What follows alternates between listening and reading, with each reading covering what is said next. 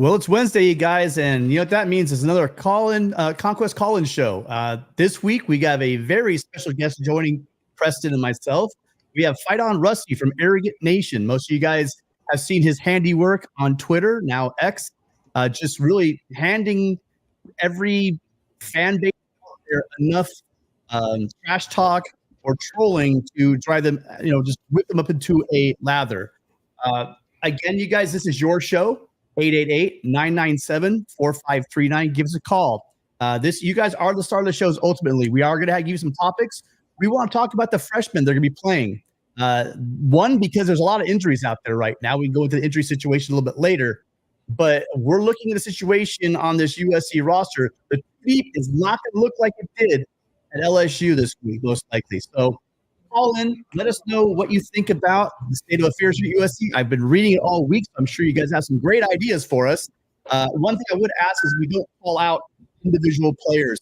I have a very, very long leash for you, but if you start name calling or calling out people, I'm sorry, that's the only one rule we're going to have tonight. So hang on one second. So Preston, and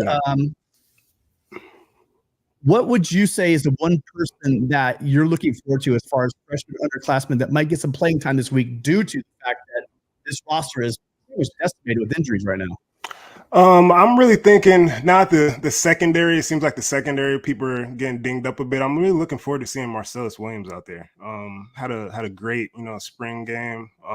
Talented kid, talented recruit coming in this spring and or last spring. And yeah, man, excited to see what he can do out there if he gets the opportunity to. What do you got, Rusty? Yee, Preston took mine. I don't know. I'm excited to see development continuing at left tackle with Elijah Page. So I know that's kind of not really one that is a new player for this year by any means, but someone that has actually improved as the year has gone on. Obviously has a really, really tough time in the game versus Michigan. Since then has been kind of on a slow progression upwards. Last week had one of the highest PFF grades for our offensive line. So continuing to improve on a day-to-day, week-to-week basis. I think Rutgers is going to be a good test for him. They may be getting their defensive ends back. I know they were out last week versus UCLA, but good matchup overall. I mean, Schiano, that's the coach of Rutgers, right? Greg Schiano. Yeah, Greg Schiano. He runs a tough defense, so that kind of mind putting pressure on the offensive line. I do think that's going to be a heck of a matchup for the team this week. Is just that left tackle position and making sure that Miller Moss is able to stay upright for most of the game. Yeah, I think those are both great picks. I'm going a little bit outside the box. I don't know how much playing time you get, but I did really actually, talk to Lynn, and he kind of said, talking about the defense in general, that there might be a situation where you have a shakeup. We all know that Eric Gentry went down with that injury, and he talked about Desmond Stevens getting a little more increased play. And I asked him, at practice, Desmond Stevens gets in. He's had a nose for the ball, and he said, yeah, he's got that nose for the ball at practice as well. But he also is very versatile, and that's a word that these guys love. If you ever hear the defensive coaches talk, they say the word versatile. And if you're versatile, you're going to get some playing time. So we know that Eric Gentry's out. He says he's been playing a lot more Will and Mike. Well, that's where we see Eric Gentry. So get ready to see some 23 on the field, you guys. I think that's going to be happening this week. All right, well, you guys ready for some calls? Let's go. All right, here we go. So caller, hi. What's your name? Where are you calling from? Hey, how's it going? Is it me? It's you. What's on your mind? Oh. All right. I've been holding this in a little bit. So first thing I'm gonna say is this: I'm pretty disappointed in our fan base. I'm pretty disappointed in a lot of our YouTubers. Okay, just how the way they just going after Lincoln Riley. All right, so I'm a Trojan to the. I grew up down the street from the Coliseum. Right, I hated when they called us spoiled University of Spoiled Children. I'm like, how is that? We're in South Central, but I'm starting to see something else. Okay, Look, before the season started, everybody was saying that, you know what, at most FC was going to win 7 to 8 games. And they were talking about how we have no depth here, and we're with Miller Moss not being what Caleb is, all of those, you can name them all right? Next thing you know, what happens? We beat LSU, who's probably ranked number 10 or something. We beat LSU. Why? Because all the little things that we should be doing, right, that you get us all these wins, right? We were able to do those in that game against LSU. Boom, we got a dub. Okay? Now all of a sudden what happens? Everybody's expectations just jumped up. Oh, now they're a playoff team. Now they're a playoff team, probably playing the Big Ten championship, all of that. Okay? Everybody's now expectations went way up. Okay? Now, let me ask you this. Isn't it a coach's job to just put a player in position to make a play? Yes, sir. And is 100%. it up to that player to make that happen? Mm-hmm. Yep. Yes or no? Absolutely. Yes. Fully agree with you. Okay. Now, I'm gonna be really quick with these PowerPoints, real quick, and you can answer yes or no. Okay. Versus Michigan. Okay. Everybody's hyped up. You know, according to everybody, USC is everybody's Super Bowl. You already know that. Everybody gets up for us. Okay. Versus Michigan. When they didn't check for that, when it was 4th and 1, and we stopped them, you know that. They didn't check it. Is that Lincoln Riley's fault? Nope. Is that Lincoln Riley's fault? I'm asking. No, absolutely not. Nope. Not. What happens after that? Touchdown. Okay. Interception by Moss. Is that Lincoln Riley's fault? Nope. That they threw millions of times last year, but when the one he threw to Zachariah Branch in the quarter, is that Lincoln Riley's fault? No, absolutely not. Yes or no? Nope. I see where you're going with Okay. this. Let's roll through them though. Okay, the missed tackle for 60 yards against Michigan, is that Lincoln Riley's fault? When that player thought the player was going to go down, and all of a sudden he just decided to run past the defender, is that Lincoln Riley's fault? No. Against Minnesota, okay, at the goal line, we stopped them. Stopped them. They reversed that call on us. Is that Lincoln Riley's fault? No. We win that game also. Moss interception against Minnesota, is that Lincoln Riley's fault? No. He doesn't do that. We win that game. Penn State, missed field goal. Is that Lincoln Riley's fault? No. If he makes that field goal, we win that game. Missed tackle on 4th. How many times were we on 4th down? Players were in position to make those plays. They didn't make the plays. They were in position to make. Is that Lincoln Riley's fault? No. Nope. Players' fault. Okay. This against Maryland, that field goal, is it Lincoln Riley's fault that the line didn't block for that field goal? No, it's not. He makes that, we win that game. So at the end of the day, it's the coaches. The coaches have been putting these kids in the position to win the games, but it's the players that are not executing. They're just not. Okay, against Maryland, it was 4th and 5. Our safety one-on-one tackle. All he had to do was make the tackle. Open field. He misses that 4th and 5, and now it's 1st down. Lincoln's fault? No. At the end of the day, he's still building. He ended up getting a roster that was decimated. When he first came on with Caleb, okay, he got a good offensive line, right? And after that, we had nothing really, nothing. So they got to let this man build. We got to get off of his back, let him build. Nobody's jumping on. Nobody's trying to fire Brent Venables. Nobody the last 2 years was trying to let go of, I forgot his name, the coach for the Miami Hurricanes. They were crap the last 2 years. Now they're doing good. They're letting them build. Why are we not letting our coach build? You see what's going on out there? Yeah. So that's my rant. I hope it made a little bit of sense to you guys. I love it. We got to get out of this microwave mentality and start and let the man build. We young. Okay, people are redshirting. People are doing all this and that all around the program. We got injuries up the yin yang. We got to let the man build. Sorry, man, but I've been holding that for about 3 days now. Well, listen, I love it. I love the fire. I love the energy. I love the fact I grew up, by the way, so you say you live right next to the Coliseum. When I was a little kid, I grew up right on Adams and Hoover, if you know what that is. That's pretty much north of the campus. Oh yeah, right by that church. Yep, literally right by that church behind the row. That's exactly where I grew up. Yeah, fight on, man. Great call. Oh, nice. I did my first communion there. Oh, awesome, man. Yeah, so listen, it's hard to argue that, but I'm going to let these guys have at it. Rusty, you are our esteemed guest. Why don't you hit that one first? Yeah, first I just want to say, wow, that was something that I think a lot of people need to hear. I do understand the frustration with I can't hear him. Lincoln getting with Lincoln. You can't hear. Oh, sorry, caller. Go ahead, Rusty. Sorry. So I completely understand the frustration with Lincoln getting blamed. He's not on the field with the guys. The best thing that you can do is put your players in a position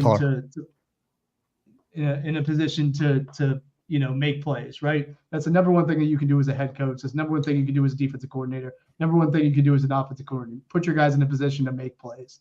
When we look at what we've done, Lincoln Riley is one of the greatest head coaches through 3 quarters. All of a sudden, the fourth quarter comes, execution stops happening.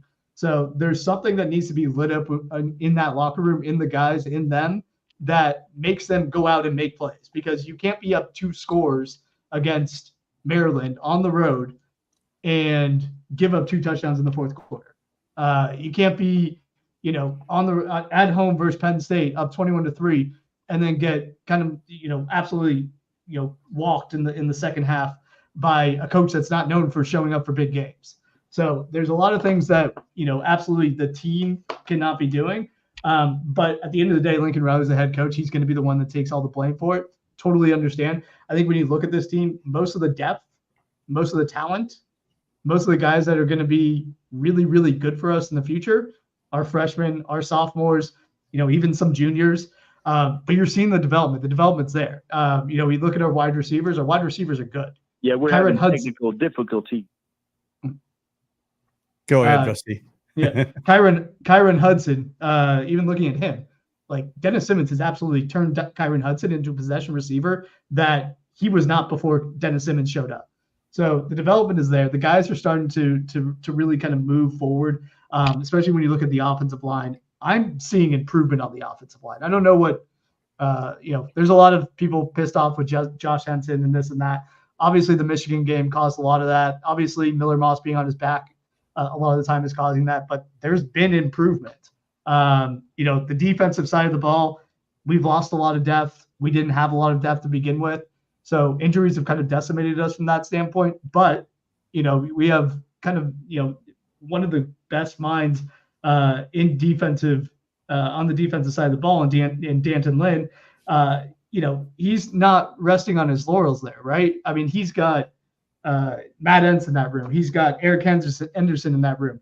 He has Doug Belk in that room. Like, that is a defensive room that is really, really, really good.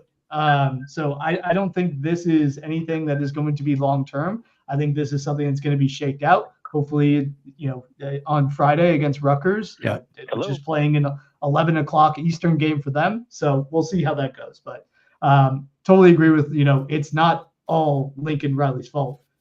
There's only so much that he can do in order to push this team forward. Yeah, Preston? Yeah, just like Rusty says, super young team. But there is positives, right? Like, I would be very worried if this was the USC team post LSU, but it's not the same team. Like, we are not the same team. We got guys that are getting 0 snaps that now have to play over 20 snaps. It's going to take an adjustment, man. Currently the 69th ranked total defense in the country. And, people are just going crazy on Lincoln Riley. You got people criticizing Lincoln Riley, telling Lincoln Riley they want him out of town. And they're also at the same time trying to get recruits to come to the city to watch the games. Like, I don't know how that makes any sense, but I don't know, man. We're just all over the place, but there is improvement. It's a very young team, and things will get better in the future. Like, just stand by. Things will get better. One other thing I'll make add. A big deal. Again, people think that they get mad. They start calling for people to lose their job. Everyone wants to have a quick change and then we're fixed, right? Everyone wants to think it's one person, one coach, one thing, and it's not. It just isn't. The issue is we have a big issue with the offensive line. We have a big issue on defensive. Apparently, we have an issue late in games with defensive depth, because that's where the team's kind of falling apart. It's got to be a couple of those things. We have a very young offensive line. Yeah, we have a couple of guys, that are up there, but the majority of the guys that are backing them up, are young guys, are freshmen, redshirt freshmen, true sophomores.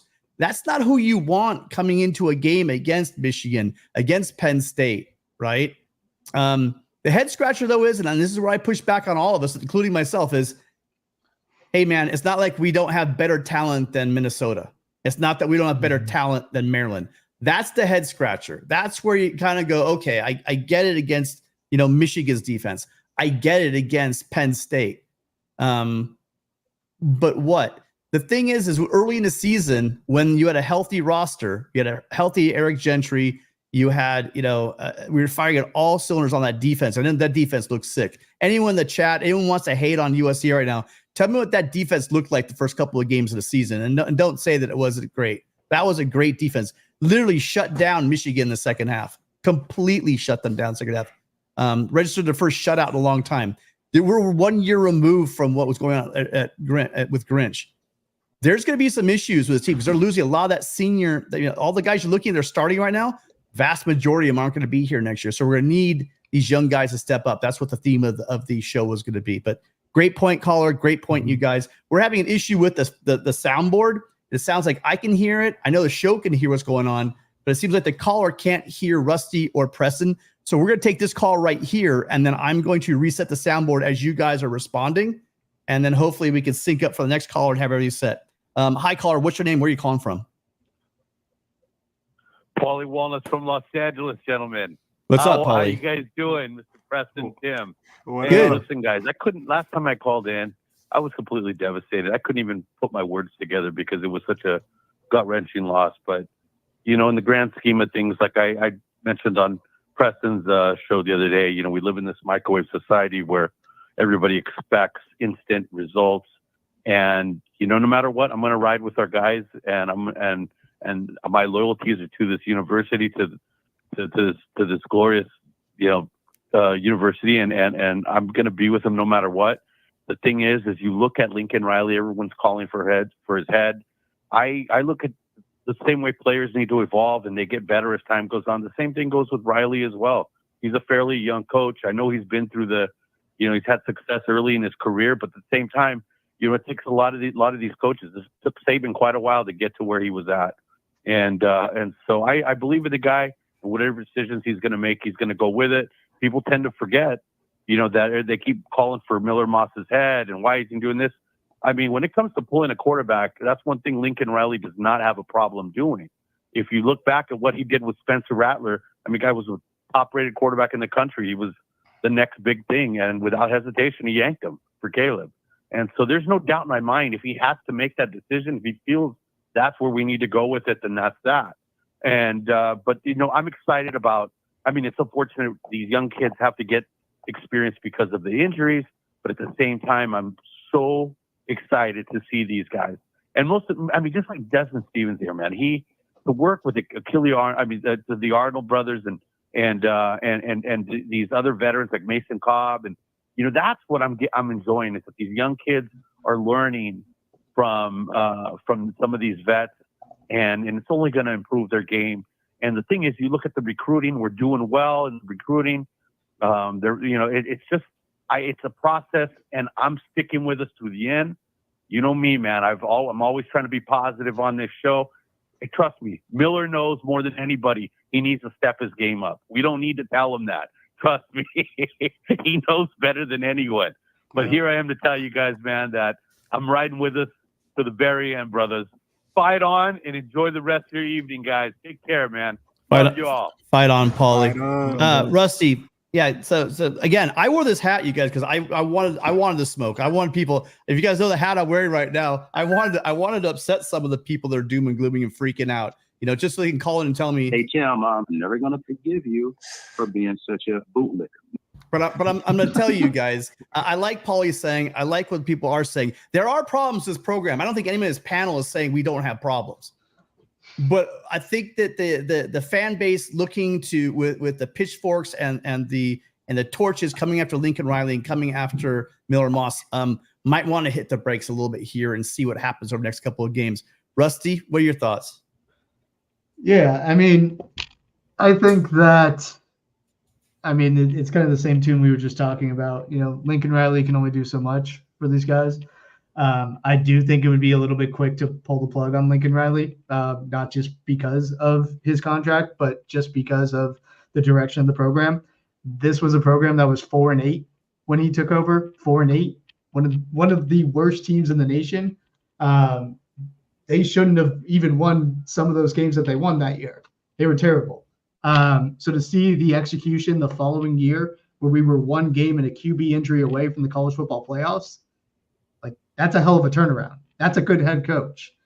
The only real thing that got in the way of us a college football playoff contender that year was Alex Grinch. Alex Grinch is no longer in the building. Unfortunately, that took some recruiting hits, and that's kind of where we are on the defensive side of the ball. We're young, we lack depth, but Danton Lynn is doing his best to put guys in the position to kind of execute. You see a lot of guys stepping up. You see guys like Kobe Pepe, who, was lost on the depth chart the last couple of years, and he's getting, a lot of big minutes here.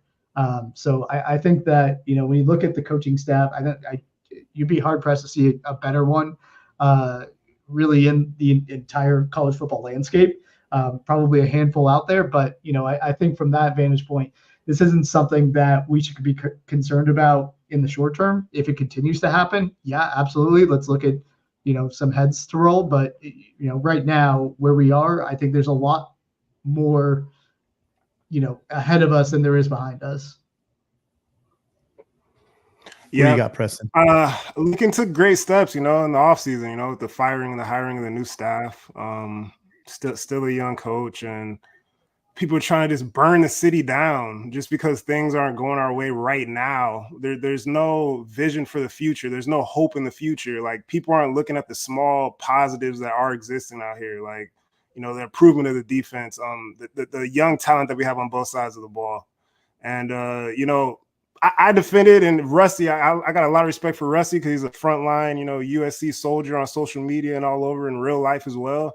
And we were defending this team against, all the Southeast pundits and everybody in the country over the summer and last season. And now everybody's going against the team that was defending the team against everybody else. Like, it's just insane to me, man. Like, and I don't understand how that negativity is going to help us in the future. I personally don't believe it will. And yeah, man, I think we just need to just wait and see what happens. And I came to a horrible thought here. I mean, you're all going to be happy in a moment. But when I reset the soundboard, I'm not going to have a mic. So you Rusty and Preston, you guys hit this. So next call, we're going to take the next call here. As soon as the call is done, we're going to respond to you off the air, caller. And when I do that, I'm going to swap out. You guys will take the call and follow up on it, and then I'll be back hopefully within about a minute when the soundboard restarts. Hi, caller. What's your name? Where are you calling from? Hey, this is Music again from Florida, man. Like I said, I called a couple of nights ago. I'm a USC fan. And I'm hearing some things, man. It sounds like Clay Helton-ish type stuff, that we're young, that we're learning and stuff like that. At the end of the day, you guys can agree with me. Footballers play 50-50. 50 on offense, 50 on defense. So if the defense is not helping if the offense is not helping the defense out, what's going to happen? The defense is going to play more plays. So honestly, Lincoln Riley is the one calling the plays. Lincoln Riley can't call enough plays to kind of help the defense out. Well, really quickly, I think the issue on the offense has been is not the drives. It's been usually either a costly penalty, all right, like the intentional grounding, or a fumble, or a couple of interceptions that we've seen. I mean, that's really where you've seen it. Missed field goals. The funny thing is, you guys, is the math is fuzzy, and SC should not. I mean, I'll be the first one to say it. USC should not be in close game. We shouldn't. We have equal to, at the very least. Clearly, we probably have better talent than Rutgers. Clearly, we have better talent than Minnesota. Losing to those are the head scratchers. But we're also in close games against two top 10. We beat one top 10 team, and we're tooth and nail with Penn State, taking them to overtime. And realistically, better throw from Miller at the end there. And I'm not blaming Miller on one play, but everyone's coming after Riley. Riley and Miller pretty much have put this team. How many fourth downs did the defense have to get a stop on that last drive with Penn State? It's all around the board. It's just the problem with fans right now is everyone wants to blame one person so they have a quick fix. It's natural. I'm not ripping on fans. They want it to be this little Band-Aid. So if we fix this, then we're good. We're back, baby. We're in the playoffs. But when reality is this is a rebuild. This is year one in a defense. Everyone got excited about the fact that well, look what Lynn did last year with UCLA. Yeah, he did do that with UCLA last year, but it's clearly not happening now. And if anyone says we haven't had unfortunate injuries, we basically have had extended games in these losses with losses to our best guys at all three levels, really. And so, you know, you have to look at it that way and realize that, you know, you lose Covington at corner, you lose Lucas on the line, and you lose Gentry at linebacker, and think we're not going to miss a beat against a team. I don't know, man. I just think that you guys might be asking me a little too much at this point. The excuse isn't that we're young.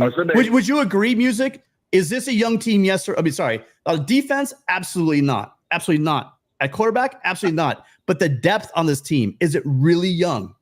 Is our offensive line young? I was saying, I guess that was Saturday night when I called in. When the wide receiver core is probably one of the better ones in the country, and they're all young. So flat out, the running back core is not really young. With Woody Marks, he's like a senior or whatnot, but still, they have a really good young.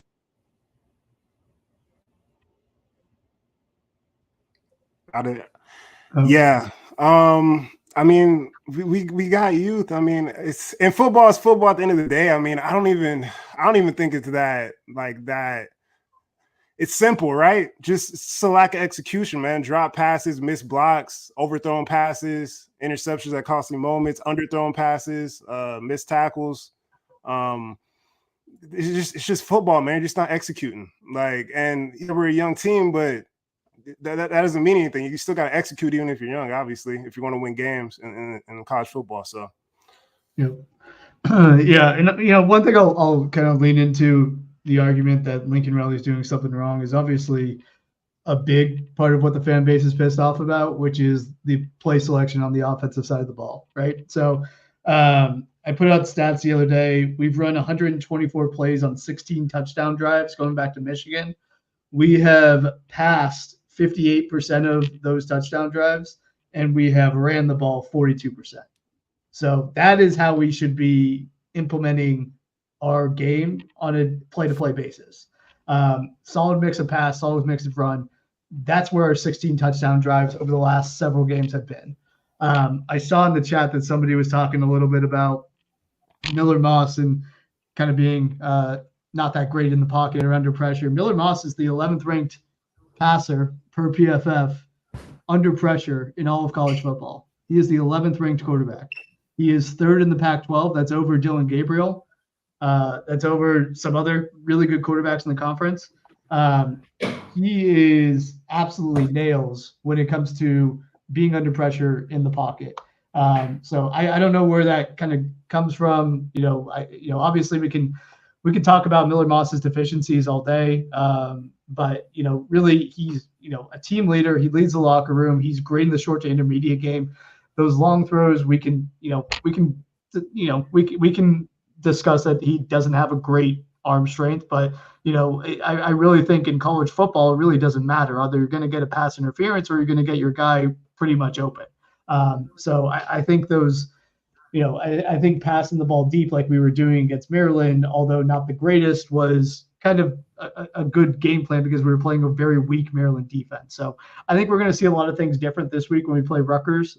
They're in like the 115th or something worst rushing team per rushing average, per yard average in all of college football. Not a great pass defense either, but I really think we're going to see a lot of running the ball and a lot of pushing it down their throats. Yeah. Caller, can you hear them at this point? Can you hear the panel or just me? I can just hear you, but I can hear them on TV. I got my TV on my YouTube channel. I can hear them over the telephone, but I can hear you. All right. Well, I reset the soundboard and that didn't work. So, all right. Well, we'll work through this. So you guys, So callers are stuck with me. Hang on, man. Yeah, Callers, hang on. So you guys are stuck with me on the call. Unfortunately, you may not be able to hear Rusty. So yeah, if you guys want to have that on, you're fine. Go ahead, sir. Yeah, I only want to make one more point, and that was it. Now check this out. Now, 3 years Lincoln Riley's been there. Every year he scored over 30 or 40 points a game, right? Even with Alex Grinch's bad defense, he still scored over 30 or 40 points a game. The first 2 years, because there had to be shootouts in the Pac-10. So what's the difference now? You got a better defense. You got probably better skilled players now. So what's the difference? You don't have a generational quarterback, man. You have a Jordan Addison out there. Like, this offense is not what it once was. It's just simple. Like, there's no Caleb Williams. Yeah, Rusty. So let me ask you. So first, let me ask you a question. Then, so do you think that Jacoby Lane could be better than Jordan Addison? They're different receivers. They are different receivers, but maybe. I think he can be on par with Mike Williams, and if he continues on this trend, that's a similar receiver.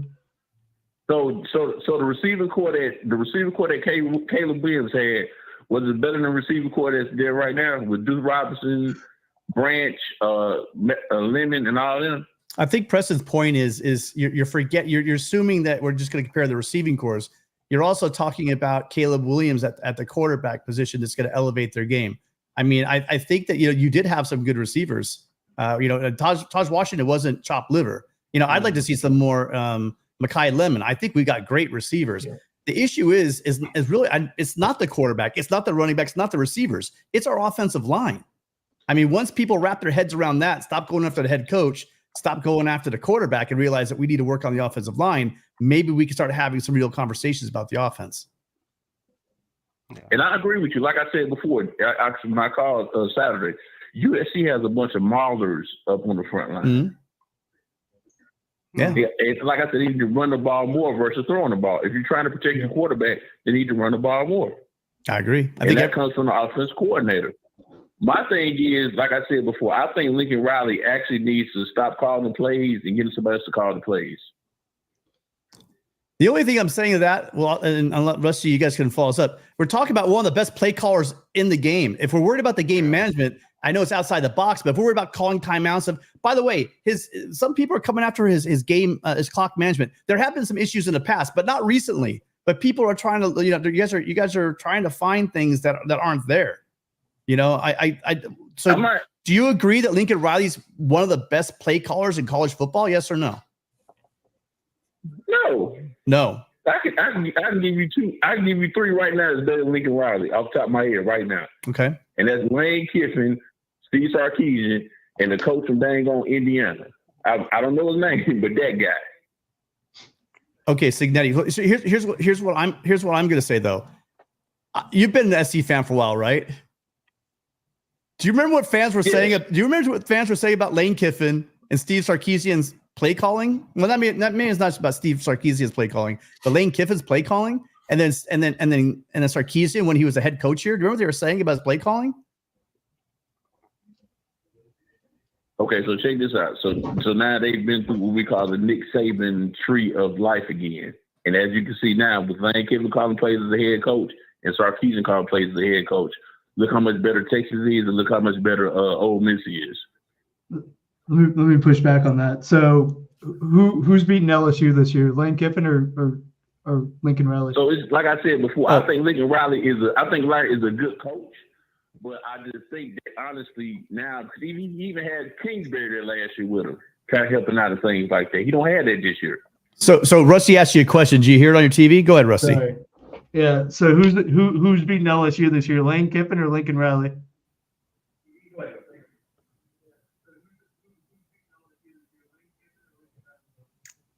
Might be a lag. Well, actually, sir, USC probably could have lost that game. That was the first game of LSU. I guarantee you, if LSU lays them up right now with USC, LSU will win. Do you remember how many points they left on the board? I mean, SC beat them and they left points on the board and still beat them. You remember that, right? Lane Kiffin threw the ball 42 times. Yeah, I remember that. That's first game of the season. Who counts first game of the season? LSU right now has lost, one game this year so far, if I'm not mistaken. Great call. Hey, music, and great. I hate the SEC, so... Great call, music. Listen, we're going to have to move on. Appreciate you calling in. no one here is saying that everything's fine, and there are some questions that have to be had. And listen, you have a lot of people that agree with everything you're saying. I'm saying I'm not there yet because, well, Hey Tim, I'm never gonna forgive you for being such a bootlicker. But I just don't see it yet. I see a team that's really thin. And I talked about this in spring, Preston and Rusty. Hey, thanks a lot. Thanks for calling in. Appreciate you calling in. Music. Thank you so much. I talked about it in the spring, and we all knew coming in that USC was thin at a number of positions, and that we were young on the offensive line. I will absolutely admit, and I'll do it every single week. I was completely wrong about the offensive line. I thought we were sorted out on the offensive line, Rusty. Yeah. I mean, we all probably thought that, but at the end of the day, there's a lot of fresh faces on that offensive line, right? And maybe there is an argument for one or two of those guys to be replaced. I don't think Mason Murphy's the guy at right tackle, but he's the guy we have. Unfortunately, we don't have the depth there yet, and a lot of young guys there that unfortunately are kind of dealing with the cards that we pretty much have. Part of that goes back to recruiting, and we can kind of talk about that a little bit, or some of that goes back to NIL, which in my opinion is in a much better place than it was 6 months ago. Yeah, we should definitely circle back to that because I would like to get your thoughts on that. But yeah, again, roster management is an issue, and that falls right on Lincoln Riley. So that's the thing. You guys want to come at Lincoln Riley? Don't come at his play calling. Yeah, and then by the way, I really wish we were running the ball more. I think everyone wishes we were running more, probably including Lincoln Riley. But there's your argument: run the ball more. And what's going on with our roster, because we have some great players on it, but the depth that we need clearly at the end of games isn't there, Preston. Yeah, I mean, everybody, we saw it coming. We saw it coming. It's nothing new. All right, caller. Hi, what's your name? Where are you calling from? My name's Craig. I'm calling from New York City. How you guys doing, man? Thanks, Greg. Thanks for calling in, man. What's on your mind? I think what the guy said, he had like a point about the, Lincoln calling the plays, probably like a little bit off. Lincoln is probably like top 5 best play callers in college football. I just think the problem is that he just has too much to do. Like I don't even know our offensive coordinator. I don't even know like any of our, other than our wide receiver coach, and I can't even know nobody else. None of the offensive coaches. Like I just probably feel like Lincoln probably has his hands a little bit too much on the offense, and it's kind of missing a ball on like controlling the game and dictating what we do and stuff. Like I can't name like a national championship head coach that calls the plays full time. Like I don't think that exists.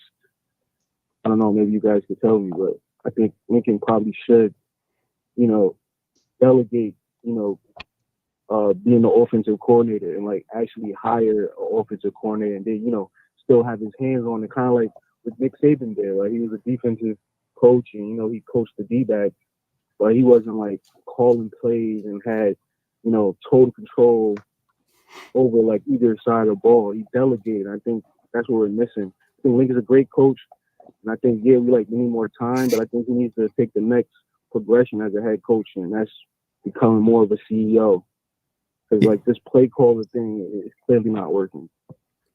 I agree with you that it's proven that a lot of the previous caller talked about the fact that Sarkisian and Lane Kiffin have given up play calling duties. A lot of the guys that used to call both sides have hung that up, Rusty, which is a trend. But again, I'm concerned about the fact is Lincoln Riley was able to do it at Oklahoma and win a lot.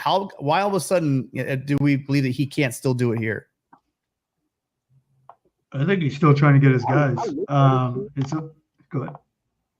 No, go ahead, Rusty. I think he's still trying to get his guys, right? I mean, it is year 3, but it's only year 3. He came in year 1 and was able to get 9 commits, something like that. So he's really only had 2 recruiting cycles. He came in after early signing day, was only able to grab about 9 guys that some of them are still in the building, some of them aren't, but it was kind of a rush to put together a recruiting class at that point. Last year, pretty good recruiting class, brought in a lot of guys, especially on the defensive side of the ball. Was able to bring in, Before that, even, Makai Lemon and Jacoby Lane. So he's building the pieces. I just don't think he has all of his guys there yet.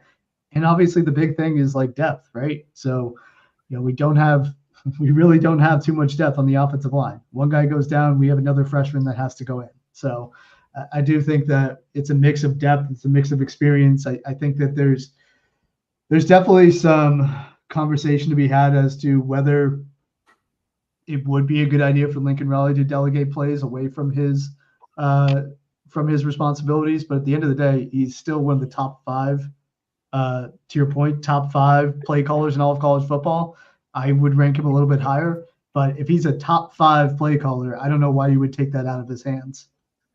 Yeah, and a lot of people, are really getting behind this. Part of it might be just, why are we struggling? I know it's the pieces, but then why are we struggling against the Marylands? Why are we struggling against the Minnesota guys? I'm kind of with you, Rusty, but I'm still in both camps, because a lot of it doesn't make sense. And Gil makes a pretty good point here. I agree, he doesn't have the guys he needs, but at the same time, neither do the teams that we're playing. I don't think that they're rowing the boat in Minnesota with better guys than we are here at USC. Yet, I know it's on the road. I know there's a lot going on. I know that technically USC won that game, but why are we in a game down to the wire with Minnesota talent? That's the $100 million question in my boat. But I agree. We hired Lincoln Riley to be Lincoln Riley, and Lincoln Riley was a guy at Oklahoma who was an amazing play caller that had these offenses that made every elite quarterback in high school and around college football, if it was a transfer, lick their chops and want to come play for him. And so, Rusty, I get what you're saying. I 100 get what you're saying. I'm just scratching my head regardless of what the offensive line is doing. And I know that the game starts right up front, but if Lincoln Riley is that guy, and I believe he is, how come he's not calling a game that knows he has no offensive line and schemes around it? Maybe that's where a lot of the frustration from fans might be coming from. I'm not sure. Yeah. Preston, do you want to weigh in? Yeah, man. He got in this position because of his play calling ability, but I wish I had the answers, right? I don't have the answers. I don't know what's going on. I don't know why he's not scheming around, what the personnel that we currently have on the field right now. We have bright spots. Sometimes it looks like he's schemed up like the greatest play for the greatest moment, with our personnel. And other times it's just like, what's going on, but I don't know. All right, caller. Your thoughts? Yeah, I think we should think about this. I think this is like a major thing. I feel like the whole fan base is arguing about like different things, but I feel like everybody should think about this. If you had a son who was a 5-star player other than the quarterback, did you send him to USC? Without even me being a USC fan, like, I don't think nobody wants to send their son to our school right now. Like, well, question for you: is Coach Henny still at our school? He is, but you haven't seen him develop like any college kids. He developed some NFL players, apparently, and Donald, but you haven't seen him do any college kids and young players. Like, you haven't seen the proof yet. How long? Wait, I know, but wait. Yeah, good point. Okay, hold on. Hang on a second, though. You're asking him for proof in what, 7 games? Is that what you want to see? No, I don't want to prove it. I'm just saying, like, because we need a better players. Because clearly, like, this level of talent that we have, it can't make it work. So we need better players. So if we want to get the 5-star guys, like, are they going to come to us with this current coaching staff? And I don't mean like the defensive coaches. I think we're set there. I think we need to keep them. But like offense side of the ball, other than quarterback, is somebody going to send their 5-star son to USC to be developed by this staff, other than quarterback? Like, somebody going to send their 5-star offensive tackle or guard or center or running back or receiver? I don't think we're going to get those players anymore. Like, if Lincoln loses this game, I think it's time for him to go. Honestly, I'm sorry. Like, okay, the Rutgers. I get then. Sorry. How? Okay, so let's just say, do you think Lincoln Ryan's going to walk away from that contract? Is that what you're thinking? So if he loses to Rutgers, you expect Riley to go, you know what? I'm done here. You guys can keep that. You can keep the $80 million. I think we'll just keep losing. Like we're gonna start. If we lose to Rutgers, we're gonna lose recruits. So we're gonna keep losing, and then we're gonna lose next year because we're not gonna have any good recruits. And Miller Morse will be back, and we probably won't keep our 5-star quarterback that we have because Miller will still be here. I was kind of hoping Miller was gonna play good so he could get the hell out of here. And, you know, Julian Lewis could be our starter next year, but that means Miller will be back, and then Miller's not gonna not start over Julian Lewis. You're gonna have a bad year next year too. Well, hang on. Craig, slow down, bud. I don't, you know. So I'll start with this. You're hoping that Miller Moss would have a good season, so you get the hell out of here. Wouldn't you want to have a good season to hang around and come back for like a Heisman run? No, I don't think he's a guy. I want him to play good enough so he can get drafted and get out of here, so we can start our progression with Julian Lewis. Like, I don't need him playing bad so he can come back and then he can have, you know, some type of quarterback competition next year with Julian Lewis. I want Julian Lewis to come in here and start fresh, new players, new vibe.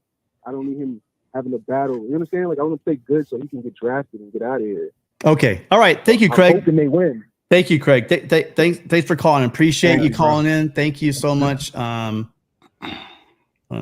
don't know what to say, man. Okay. Yeah. You kind of left me speechless there, but you know, I'm hoping that whoever our quarterback is comes in and wins a Heisman Trophy. Whoever plays wide receiver, whoever plays running back, whoever our coach is, I hope they kill it.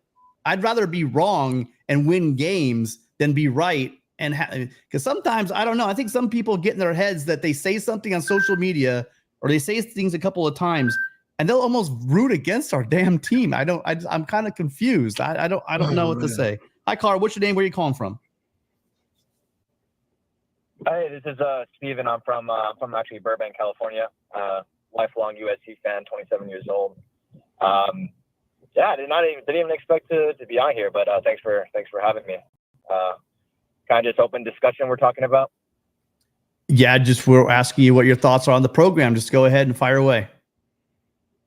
Yeah, I mean, 100%. I mean, I think like a lot of people, you know, when we lost last week, I think a lot of people, you know, obviously a lot of people my age especially, you know, fire this guy, get out of here. And I'm not gonna lie, I was kind of on the same boat. I had to block a lot of my friends. I muted a lot of people, you know, but obviously huge contract. But that's not kind of the only reason, you know, I want to keep him. You know, like having a new recruiting class, I think firing him would kind of, you know, I mean, all those recruits are gone, you know, if he leaves. So, you know, top 10 recruiting class can't really do that. Do I think we're taking the right steps forward? Yes. Do I think he's the right guy? Yes. I do still think so. I mean, I remember the first I was in Alaska when I found out we were getting Lincoln Riley. I was fucking ecstatic. I was, you know, I was jumping up and down. You know, I thought he was our savior. Still think, you know, I think there's a lot of head scratchers the last several games where I'm like, for example, Penn State, I think that the time management part, the end of the game was badly handled. I think that actually, in my opinion, caused Miller Moss to throw that interception down the field. Because I feel like he had to, you know, kind of force the ball down the field instead of, you know, if we run a play with 40 seconds, you know, we have 2 plays to get in the field goal range. That's kind of one thing that comes to mind. The second, and I don't know if you guys remember this play, you guys can let me know, but versus Minnesota, I think we might have been up 7. We're near like the 50-yard line. We run kind of like almost like a Statue of Liberty handoff play. Does anyone remember that? Yeah, it was against against LSU, wasn't it? Yeah. I think that was Minnesota. I was at the LSU game. I didn't really see that, but Minnesota, we kind of ran that kind of play, and I kind of like scratched my head. I was with my friend. I was like, why are we kind of getting cute here? Like, what are we doing? So I think there's like some like situational stuff, like those 2 examples that kind of scratch my head that he can get better. But I do want to. This is like the one discussion I do want to have with you guys. What are you guys thinking about hiring I don't know if you guys had this, but hiring an offensive coordinator to be alongside Lincoln Riley, kind of like how Ryan Day and Chip Kelly kind of bounce off each other. Preston or Rusty, who wants to go first? I don't see it happening. That's just my opinion on it personally. Yeah. But Rusty can go. Any reason why? Do you think it's like an ego thing, or do you think it's Yep. just not? It's not the right move?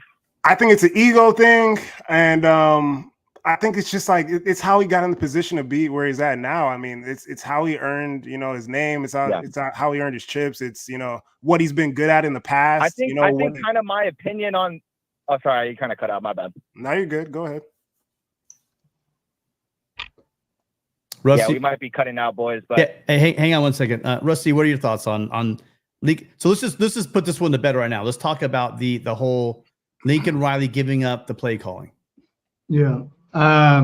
You look, Ryan Day was an example there. Ryan Day wasn't a great offensive coordinator, period. He rode the coattails of Chip Kelly throughout his career, starting with Philadelphia, San Francisco, was the co-OC with Ohio State, wasn't full-time play caller. So wasn't exactly the guy when at Ohio State, has a good offense. The same thing that Chip Kelly was running anyways. The guys that are removing play calling responsibilities from their plate aren't elite play callers. They just aren't. Maybe on the defensive side of the ball, because those kind of minds come a little bit more frequently, but it's extremely rare that you see offensive, I'll stop by saying geniuses, but offensive masterminds really excel in college football. Defense, it's a whole different ballgame. You see those guys kind of pop up all the time because defensive schemes, for whatever reason, are a little bit, I guess, easier to implement. But offensive schemes are a whole different ballgame. You see maybe one new one a year, and that guy is not going to come in and be an offensive coordinator. That guy's going to be a head coach. So thinking about it from that vantage point, I don't think it's a good move to bring in somebody. Removing Lincoln Riley's play calling responsibilities would be, kind of trying to just kill something that is not really the threat to the program. I think there's some deficiencies when it comes to play calling this year. Time management, maybe. You brought up the Penn State thing. I thought that was a good, we're not talking about that if Miller Moss hits Deuce Robinson and he's 7-8 yards down the field and we hit a game-winning field goal. I just don't see play calling as being, the main issue. I do think that there's some deficiencies when it comes to in-game management that, are just kind of college football type things. But ultimately, I don't see removing Lincoln Riley being any sort of benefit to the team. Preston? Yeah, I mean, I said all I need to say on that. I agree. Yeah. Lincoln Riley is an elite play caller, or whatever our fan base wants to say. It's a head scratcher, but to take away the thing he's doing the best, I don't get at this point. It doesn't make a heck of a lot of sense to hire a guy who, again, runs an offense that attracts 5-star quarterbacks. It's just they don't have the horses to run his offense, especially people don't want to hear it. It's this is a situation where Miller's not getting any time, and let's face it, these receivers are elite, but they haven't been helping us out. I mean, look at the last game, Woody Marks never drops a ball. The reads were both there. It's not the play calling, you guys. I'm telling you, at the end of these games, watch the ends of these games. It's not the defensive playing calls. It's not the offensive play calls. We want to blame the coaches, fine. But I'll bet you if you ask those locker rooms, you ask those kids, did you guys execute the plays that were lined up? And they're going to say no. Yeah. Okay? I mean, as harsh as that might sound to you guys, watch the game. The guys are in a position to win, and people are not executing on the field. So, all right. I almost forgot. So thank you so much. Appreciate you calling in. Hi, caller. What's your name? Where are you calling from? Oh, it's me again, bro. Hugo from South Central. Hugo. My first communion by your church. How you doing, Hugo? Hey, Yeah. Man, I'm so happy. Listen, man, that guy, he must be hanging out on Figueroa. I don't know doing what. Okay, talking about Miller Moss should do good so he can get out of here. Like, see, those are the type of fans that I'm talking about. Exactly. Let me ask you, Joe Klatt, perfect example of somebody that understands what's going on. He calls our team right now what Texas was 2 years ago, where where Texas 2 years ago was losing so many close games and they couldn't figure it out or whatever, and this and this and that. Offensive line was so young, just like he was like, that's SC right now. And that's what I'm just trying to preach to the fan base. We got to be patient. We got to let this man cook. Everybody wants to, oh, he ran from the SEC. No, he took the worst job available at the time. I mean, maybe not like, I'm not saying worst job is in at SC, right? What I'm saying, he walked into a dumpster fire. Yeah. Crappy recruiting classes, all that kind of stuff, man. You know, we just got, like I was saying earlier, we got to let the man cook. And to go back to what you were talking about, go back and look at the games. These kids will tell you they didn't execute. Miller Moss, how you miss a receiver that's 11 feet tall on a slant?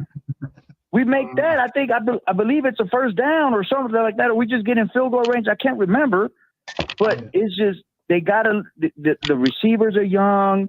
Okay, our line is young. Okay, people really got it. And let me ask you this. Okay, you let Riley go. Who else out there that's got that? You know, in LA, right? At SC, right? You got to have somebody to attract. Yeah. We get that coach from Iowa State. It just doesn't buzz the way Lincoln Riley did. I agree. And it's just not going to, that's going to take 10 times longer. All right. Hey, Hugo, Okay? you only get one bite. Hugo, you only get one bite at the apple. I appreciate it. Maybe it's one of these weeks I'll come co-host with me and Preston, but you only get one bite at the apple, man. Appreciate you. Take care, man. Thanks for calling in. Appreciate it, man. Yeah, no worries. Right. Thank you. Appreciate your passion. Yeah. So yeah, guys, let's just keep it to one call at a time. By the way, it's not often that we get a Syracuse Orangeman and former NBA player coming in to troll our chat. Nobody's saying that it's, again, I think I've been very clear in all this. It's done more than one play in a game. Although it happens at the very end on fourth down, there were a number of Trojans that had chances to make plays in that game, right? On fourth down, on defense. There's a lot of things going on in the game. Nobody's blaming Woody. If there's one, I mean, if I'm looking at my MVP right now for the season on offense, anyone that's not looking right at Woody Marks is crazy. I'm not saying that whatsoever. I'm making a general point is we're blaming the play calling and we're blaming the coaches. But the coaches have consistently put this team in a position. And if you're a player, if you've ever played any sport ever at any time, all you want is a chance to win. And if the coaches is giving you a chance to win, either with the ball in your hand or a chance to stop the ball and win the game, what else as a player can you ask for? As a fan from your coaches, what else can you ask for from your coach to put your players in a position to make a play and get off the field? I mean, Rusty, it does get a bit frustrating, Rusty. How many times have we seen fourth down? How many fourth downs, you guys, have we been away from having 3 wins? And it's multiple. It's not 3 fourth downs. It's like 5 at this point, where if they just make one stop on these fourth downs and get off the field, we keep blaming the offensive play calling and the offense. Look, we need to make plays on both sides of the field. So I saw you guys' thoughts on that. Caller, hang on one second. Yeah, I just think it's funny how, like, you know, when the trick play, when the reverse sweep, you know, goes bad, everybody's like, oh, what the hell is he doing? But when it goes good, everybody's like, oh, that was a great play. Like, that's just how it is, man. You got to execute. And I think we've given up like eight fourth downs in fourth quarters and all these losses. I mean, we're in position to win all these games ahead in the fourth quarter of all these losses. Like, we're not getting beat by double digits, double possessions. Like, I don't know what else to say, man. It's pretty simple to me. Yeah, I mean, we've faced 19 fourth downs this year, which is the 6th, 7th most in all of college football. Definitely most in the Big Ten. And I don't think that's a knock on what we're doing. I think it's, you know, something that we're actually doing right. So, you know, we're stopping them on third down. We're doing things really well defensively. It's that extra effort that we need to see from the guys defensively, or it's a scheme that we are, you know, need to execute on, right? So I think from that vantage point, I get it. It's frustrating. Yeah, that's kind of my thoughts there. Yeah, and Brian, that's not what anyone on this panel is saying. My point is on that is that we're not 4 points. Well, I mean, technically, the infuriating part about when Riley says that is it's technically true. But the point I'm trying to say is my point is that why are we in close games against teams we should be beating? Fair enough. That's preparation. That's coach. That's development. I get that part. But literally, USC has had multiple opportunities in these games for players to execute and make simple plays they make every day in practice. And if we want to say that's coaching, at some point, when do we hold the players accountable for making plays on the field? And I think that was the very first call of the night that we had. They came in kind of talking about that same kind of thing. If you have players in position to make plays, is it ultimately up to the players to make that play? And I mean, it's hard to argue that, so I don't know. At this point, really, we've gone an hour. I told Preston that it wouldn't be as depressing as it was, and clearly, you guys, it started out positive, Preston. I was looking at going, wow, that first call a lot. That first call, I love that first call. I loved all the calls, but the first call. I do want to call out one thing. I like Preston wearing the Lane Kiffin style hat. I haven't seen that hat since the Lane Kiffin age, and I literally had to look up who was wearing that hat that I knew from, and it's Lane Kiffin. So that's fucking Appreciate awesome. it, man. Appreciate it, man. Yeah. Well, you guys, let's put it this way. Let's hope that next week when we have this show, that we have something to talk about. I started the show. I really hope, maybe it's my fault, I didn't put it up enough, didn't really talk about it enough with you guys or with the callers. I should have asked everyone that came on, I should have asked them that question. Who's the freshman that you're looking forward to the most of seeing in the next couple of weeks? Because everybody knows that we're 3-4. Everyone knows that we're 1-3 in the conference. Everyone knows that we've let some games go in the fourth quarter that we should have won. None of these things are new. I mean, we could sit here and keep crapping all over the coaches or take shots at the quarterback or whatever people like to do on Twitter and on message boards for the past couple of weeks. Or we can stop, realize that Lincoln Riley is not going anywhere, and start looking to the future and saying, what do we need to do and what can we still be excited about this season? Because I mean, I hear people saying, well, that's it, the season's over, etc. The Trojans, they quit now. And talking about a recruiting class, that's probably the only way they lose this recruiting class is if they just absolutely lose. It looks like a loose culture and there's issues on the sidelines. I don't see that happening with this group. I mean, Rusty, is there anything about this coaching staff or anything about these players make you think that they're going to quit on the team and that they're not going to fight for their coaches? No, absolutely not. These guys want to fight for each other. You see it every week in the documentary that they're doing, Just Us. Like, these guys fight for each other. The locker room is definitely a point of strength.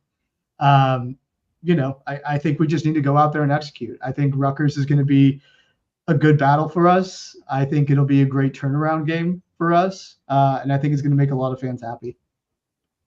Yeah, Preston? Yeah, they're playing extremely hard. I can't be mad. They're playing so hard. They're fighting every game. Like, I didn't see this fight last year at all. We had multiple NFL players on the team. I didn't see the fight. Like, I can't hate. I can't get on this team, man. I think, it's been a tough one, but I'll stay behind them. And I think we're going to start turning some wins, man. But who knows? I think I'm right, but who knows? It's night and day. Yep. And you look at what Riley said a couple weeks ago, and I asked Lynn about it yesterday at practice. The issue you're having is not guys aren't fighting. They're trying to get young men who want to win so badly that they're not trusting the guy next to them, and they're trying to make plays, and they're not hitting the correct gap, or they're not sound in gap defense. They're not doing, they're trying a little too hard, maybe putting a little extra on the throw, or trying to fight, fit a ball in that maybe probably shouldn't be fit in.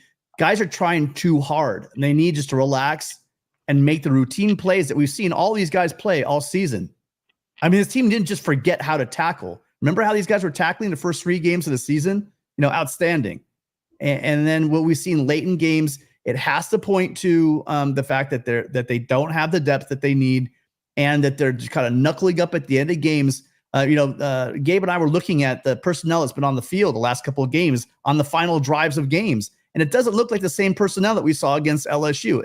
It can't. You know why? Because those guys aren't playing. So fans, look, no one likes to see a 3-4 season. Nobody certainly is up here making excuses. No one's saying the coaching staff's on the ball and everything's fine in Troy. But I think everyone needs to pull back, realize that this was going to be a heck of a lot more of a rebuild than we thought it was going to be. Think about our defense last year, you guys. We thought we were going to do some pixie dust, bring in some recruits, and then all of a sudden we were going to win a national championship. It's kind of hard to see. It's kind of hard to realize losing these close games the way they are is not helping the cause. I'm just hoping that you have a situation where they can end the season on something positive, because that's really all we're looking for here now. We're looking to get some of the young guys in, get them some practice, get them some real game experience, and see which one of these guys can step up. Because USC, because of the injuries they have, it's not going to be filled in by upperclassmen, you guys. It's going to be filled in by the young guys. Well, but before we head out of here, Rusty, any final thoughts on the season so far? Anything you're looking forward to? Anything you want to plug for your Twitter handles or your social media? Yeah, I'll just leave it with 3 things. So, oops, I just dropped my AirPods. 3 things that I really kind of think about with this program and where we've improved. Number 1, it's recruiting. We have a top 10 class coming in. I think we're recruiting really good guys on the defensive side of the ball, and we're complementing that with what we've done on the offensive side of the ball the last couple of years. Obviously, Aaron Dunn was a really good flip for us on the offensive line, so we'll see how that continues to go from offensive line and just the trenches recruiting. But I think there's a lot of great signs there. NIL is on the up. I think we are probably the number 5 or 4 school in the nation when it comes to NIL at this point from a funding perspective. Things have changed a lot, and I think the LSU game got us super excited from a donor standpoint. Obviously, that's kind of waned off a little bit, but NIL is in a really, really good place and above where Lincoln Riley had budgeted us to be at this point this year. And third, the third part that's being really underlooked is the facilities. I mean, Lincoln Riley came in and he is quite literally putting a stake in the ground in building football-only facilities, something that has been missing from the university for years and years and years. So I think that those 3 things specifically, when we think about things going ahead, should be really exciting. Also, everyone be at the Coliseum on Friday. 8:00 game. Dodger game's at 5. Leave the Dodger game. Go to the USC game. Don't go to the Laker game. It's stupid. Go to USC. Watch USC play Rutgers. We're going to beat Rutgers. Fight on. Awesome. Yeah, agreed. Preston? Yeah, love everything Rusty just said. I mean, let's all keep our heads up, support the guys, and let's just ride the roller coaster of the season, man. I believe things will get better. These kids will continue to fight, and there's a bright future ahead. I truly believe that, and I truly stand on it, and can't wait to see it from this program. There you have it. Yeah, I'm going to be there. It's going to be I look at it this way every year, you guys. You get 6 to 7 games to go watch the Trojans play. If you're one of the fans that think unless we're playing for a national championship, I'm not going to waste my time. Then do me a favor, though. Don't be the fan that's begging for recruits to come to USC. Because all these guys, there's a lot of recruits on the sidelines at USC right now that all of you guys sat there and begged and pleaded on the message boards and on Twitter, come to SC, we're the best, fight on, Trojan family. And then they get a little bit, then they have a little bit of problems. They drop a couple of close games, and now all of a sudden it's I'm a Dodger fan. Forget the Trojans. Nothing is the way anybody, fans, administration, players, coaches want USC to be right now. This is not the standard at USC. They all know it. They're trying to get it to that standard. It starts with the fan base, because I'll tell you what, there's a lot of fan bases across the country that it doesn't matter if their team has a losing record. They're showing up wearing their colors and fighting on for their players. It'd be great if Trojans could do that as well. My guess, guys, there's sub 40,000 people at that stadium on Friday, which would be an absolute travesty if that does happen. But I'm not going to be shocked. I'm not going to be shocked. A Friday night game with all that going on, 8 o'clock. The third quarter is going to be it's going to be 10:30 in the third quarter. So I mean, into the fourth quarter, it's going to be late. So I don't expect to have a lot of people, but listen, if you guys see me there and you're there, give me a shout out. Love to see you. We had a couple of fans. We had Keith and Irvine last game I said hi to. Make sure anybody you see me, I'd love to say hi because I appreciate every one of you guys being here. I appreciate everybody being here for the show tonight. Make sure you get a show. And for the post-game show, Preston and I should be going live right after the game. So make sure you tune in for that. Thank you, Rusty. As always, make sure you're checking out Rusty over at Arrogant Nation on Twitter. And let's hope for some nicer calls next week, guys, because, again, it's no fun sitting up here. Listen, don't get me, we do this all the time, and we're have these same conversations. It's not fun sitting up here for an hour or 2 hours and listen to people complain. Let's talk next time about the positivity going towards the end of the season, you guys. It's easy to be negative. Let's hope these young guys get in and play some ball this weekend. All right? Fight on, you guys, and we will talk to you guys next time.